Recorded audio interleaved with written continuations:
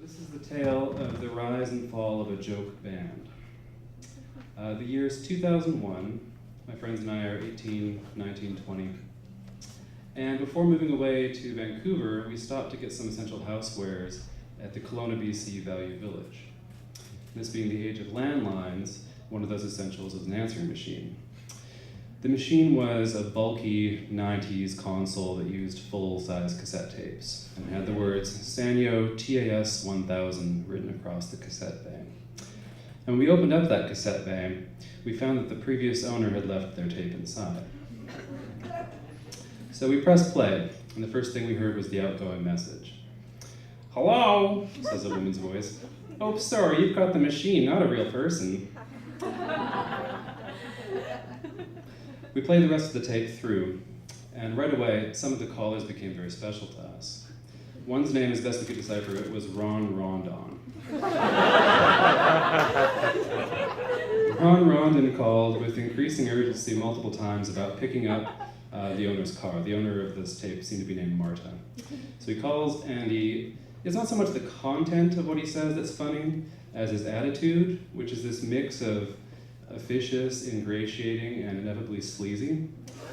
He says, and he gets her name wrong, he says, "I'm Martha, this is Ron, calling for tomorrow morning. Meet me here around 10:15 for the car, and I'll get it checked out, transferred to the works.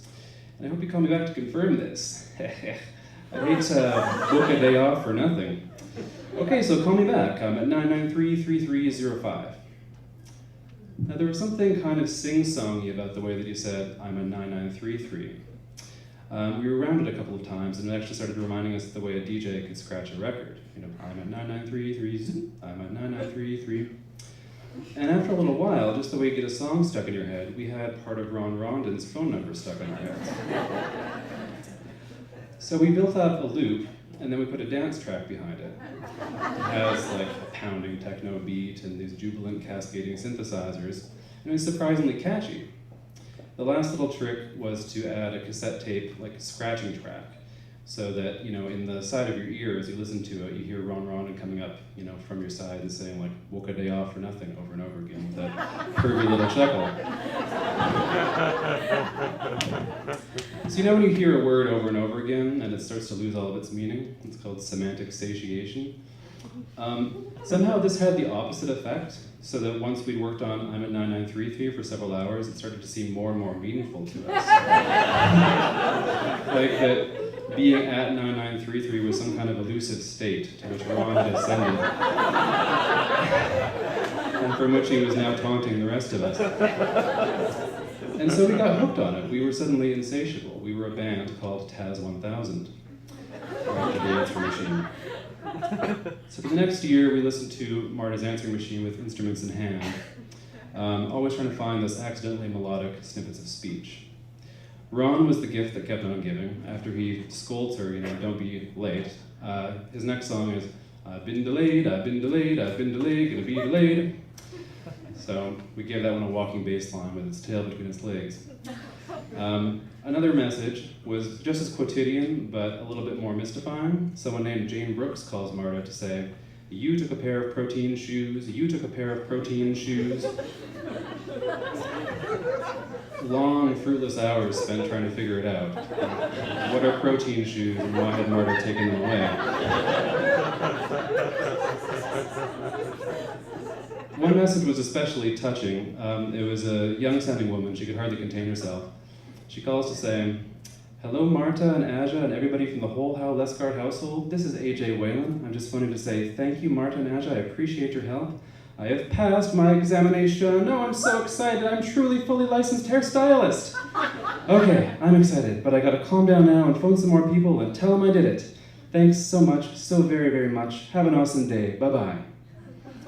I know so many of these word for word 15 years later.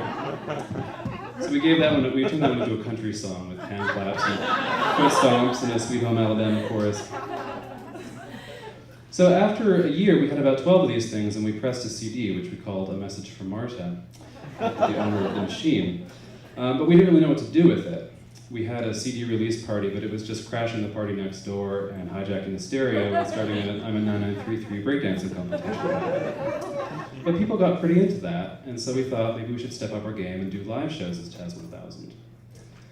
And now, playing live with an answering machine on lead vocals is not as hard as you might think, logistically speaking. Socially and conceptually, it's a little bit more thorny, right? So like if you're a real band, you get up on stage and you play your songs in earnest. But if your songs are about protein shoes, it's kind of mystifying as to what attitude you should show to your, the songs and to your audience.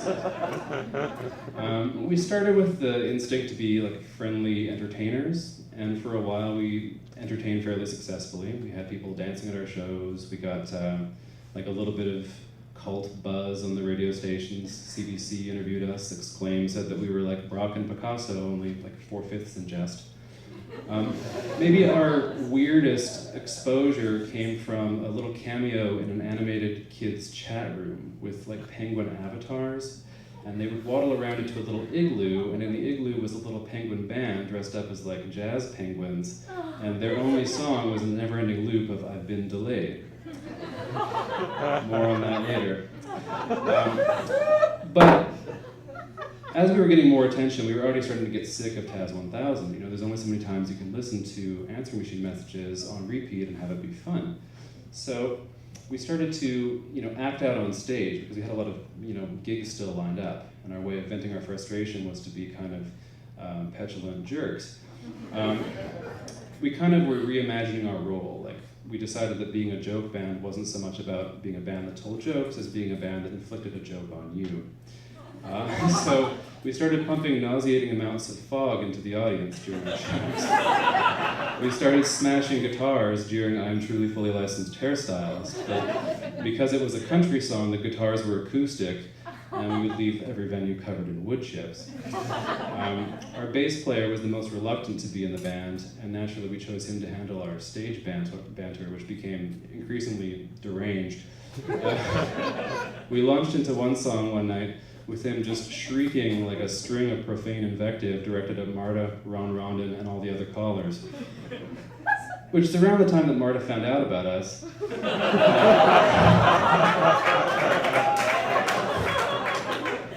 And at first it was surprisingly okay. Like, we never had direct contact, but we heard through the grapevine that she, had the album. She was a pretty good sport. We heard that she used it as a raffle prize at some provincial art conservation conference.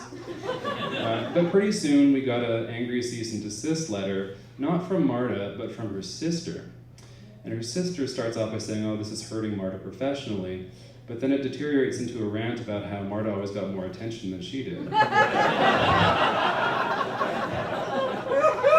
So pretty soon it got to be too messy. We already were annoyed by our own music, and now we had the sister of the person we dedicated it to threatening legal action. So at our last show, I don't think we made it through more than one song before we dropkicked the Taz 1000 to the crowd and walked away. And that should have been it. And for a few years, that was it. But technology being what it is, and the internet, never forgetting anything, there were some people who still remembered I'd Been Delayed from that Penguin chat room. And that Penguin chat room then got picked up by Disney. And although Disney had the good sense to cut the power to the igloo and no longer have our song in it, there was a sizable portion of the teenage user base of this website, this Penguin chat, who still remembered the song from their prepubescence, and it became a kind of myth among them. Back from when penguin chatting was more underground and cool. Some of the diehards among these teenagers started sleuthing around for information about us, and they managed to access a cached version of our old, long-defunct website. And pretty soon, we started finding manifest falsehoods that we'd written on that website about ourselves being reported on various wikis as if they were just straight-faced facts. So we read, all of a sudden, that Taz 1000 used to release live bees on our audiences. We read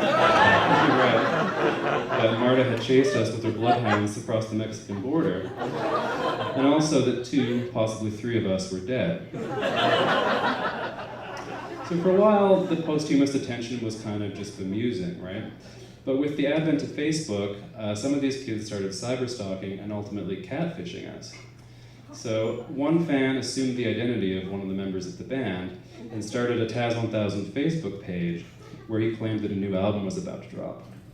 Other fans caught wind of it and were excited to talk to him, and they seemed to believe that he was who he said he was, although he evinced a shockingly poor memory for events that he'd ostensibly been participating in.